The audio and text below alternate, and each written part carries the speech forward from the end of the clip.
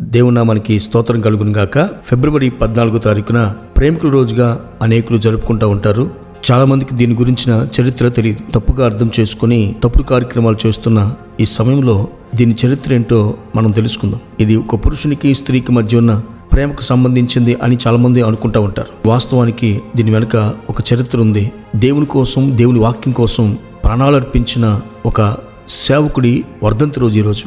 ఆ కాలంలో రోమా చక్రవర్తి క్లాడియస్ వివాహము సైనికుల్ని బలహీనపరుస్తుందని, పెండ్లైన పురుషుల కంటే పెండ్లి కాని పురుషులే సైన్యంలో బలంగా పోరాడగలుగుతారని ఒక తప్పుడు అభిప్రాయంతో వివాహం రద్దుపరిచాడు. మత్తయి సువార్త 19:6 దేవుడు జతపరిచిన వారిని మనుషుడు వేరు చేయకూడదు అని ఉంటుంది. వ్యాలంటైన్ చక్రవర్తి ఆజ్ఞ కంటే దేవుని ఆజ్ఞకి లోబడాలి అని అందుకైనా రహస్యంగా పెళ్లి జరిపిస్తూ ఉండేవాడు. ఆ విషయం తెలిసిన చక్రవర్తి అతను జైలు వేయించాడు. ఆయన జైలు వేసినప్పుడు కూడా ఆయన తన విశ్వాసాన్ని వదులుకోలేదు.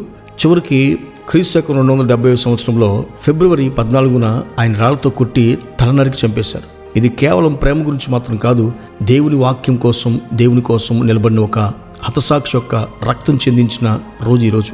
ఈ రోజును చాలా మంది తప్పుగా అర్థం చేసుకొని శరీర ఆకర్షణలకి లేదా బహుమతులకి పరిమితం చేసుకున్నారు. కానీ ఒక క్రైస్తవుడిగా మనం గుర్తుంచుకోవాల్సిన విషయం ఏంటంటే, వ్యాలంటైన్ అనే వ్యక్తి దేవుని చిత్తం నెరవేర్చడానికి తన ప్రాణాన్ని పెట్టాడు. వాక్యం కోసం తన ప్రాణాన్ని పెట్టాడు. నిజమైన ప్రేమ అంటే త్యాగం. అది మనకి యేసుక్రీస్తులో మనకు కనిపిస్తుంది. యేసుక్రీస్తు మన కోసం ఎలా ప్రాణం పెట్టాడో వ్యాలంటైన్ కూడా ఆ ప్రేమను తన జీవితం ద్వారా చూపించాడు.